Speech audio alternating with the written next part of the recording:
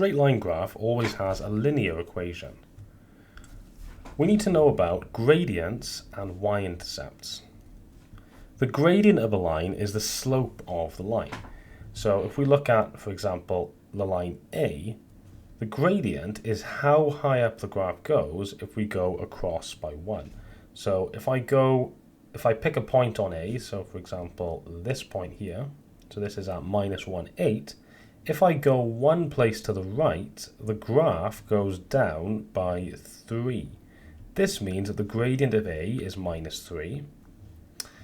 And if I look at B, when I pick a point in the graph, go across by 1, I go up by 2.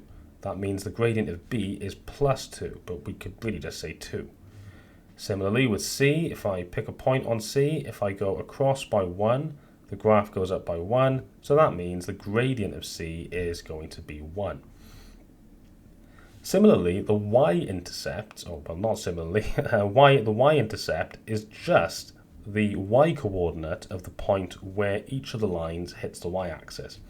So for A, we can see that it hits the y-axis when y is 5, so we would say the y-intercept is 5. For B, the y-intercept is 3, and for C, the y-intercept is 2.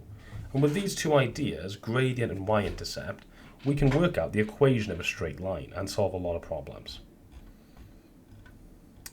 Here's a quick question for you to try. I'd like you to try and find the gradient and y-intercepts of the lines D, E, and F. And when you're ready for the answer, press play. Here is the answer. Notice for F, the gradient is 0.5 because if we go across by 1, we go up by 1/2. We're now ready to consider the equation of a straight line. The equation of a straight line is just y, so every y-coordinate on the graph is equal to m times x plus c. It looks really complicated, but m is just the gradient and c is the y-intercept. With this idea in mind, we can quite easily write down the equations of a, b, and c from the first example. A had gradient of -3, so we're going to say y equals, instead of m, we substitute in m for -3 for m, so we have -3x. The y-intercept of c was 5, so it's y equals -3x plus 5. For b, the gradient was 2 and the y-intercept was 3, so we have y equals 2x plus 3. And for line C, the gradient was 1, so we just have y equals x, 1 times x, and the y-intercept was 2, so the equation is y equals x plus 2.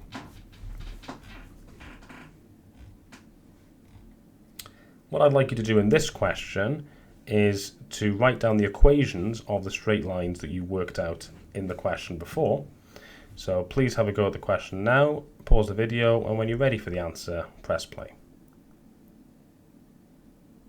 Here are the answers. Notice for equation F, the y-intercept is -3, so we have equation 0.5x -3, not +3. Sometimes the scale on the graph is not immediately obvious, and for that reason we have to use a formula to calculate the gradient. It's very straightforward. We first identify any 2 points which lie on the line. Any 2. We label one of the points A, x1, y1 being the x and y coordinates of A, and then the other point B with coordinates x2 and y2. The gradient is then given by y2 take away y1 divided by x2 take away x1.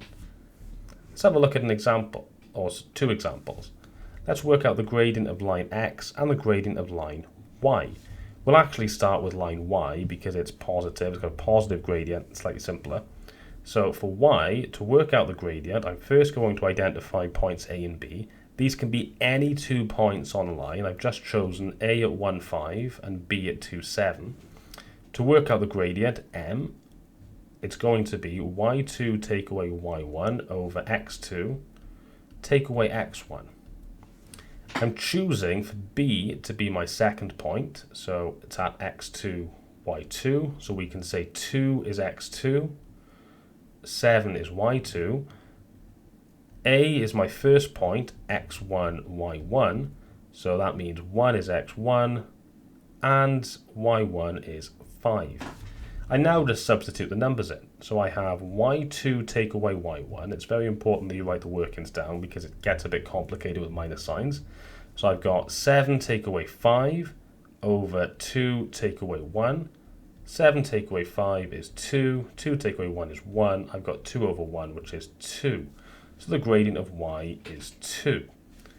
For x, I'm going to choose the point A, minus 2, 4, and B, 1, minus 0.5. I'm going to choose A as my first point, so that means x1 is minus 2, x2, not x2, sorry, x1 is minus 2, y1 is 4, and then B is my second chosen point. It doesn't matter if you do it the other way around as long as you're consistent. x2 is 1 and y2 is minus 0.5. So to work out the gradient for x, I'm going to do again y2 take away y1 over x2 take away x1. This will give me minus 0.5 take away 4 over 1 take away minus 2. Minus 0.5 take away 4 is minus 4.5. And just being careful now, if I have 1 take away minus 2, the two minus signs immediately next to each other will become a plus, so I have 1 plus 2, giving me minus 4.5 over 3. This will be minus 1.5. So the gradient of x is minus 1.5.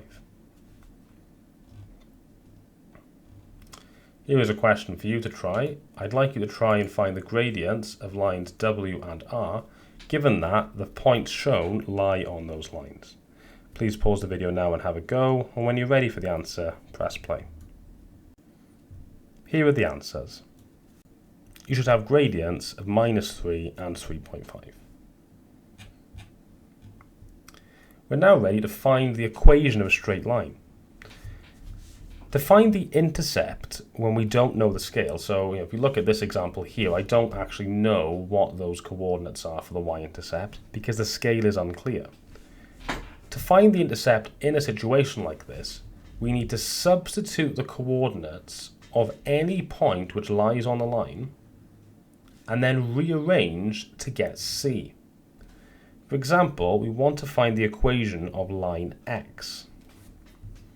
To do this, I would need to first work out the gradient, so that's going to be here, y2 take away y1 over x2 take away x1. So 5 take away minus 1, because the y-coordinate of this point here, which I'll call the second point, is 5, and the y-coordinate of the first point is minus 1. x2 take away x1 is minus 1 minus minus 2. Remember, minus immediately next to a minus becomes a plus, so we have 5 plus 1 over minus 1 plus 2, which is 1, giving you 6 over 1, so the gradient of the line is 6. I don't know my y-intercept, but I do know that the equation of x is going to be of the form y equals mx plus c, so that's going to be y equals 6x plus c. I also know that, just for example, this point, minus 2 minus 1, lies on the line. So I could substitute in y equals minus 1 and x equals minus 2, and the equation's guaranteed to work. I can now solve the equation to find c. I have minus 1 equals 6 times minus 2, which is minus 12, plus c.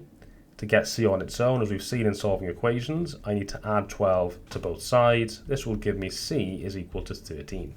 So I can say the equation of line x is going to be y equals 6x, that should be a capital X, y equals 6x plus 13.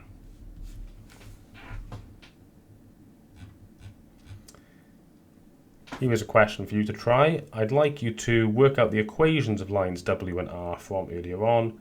Please pause the video now, and when you're ready for the answer, press play. Here is the answer.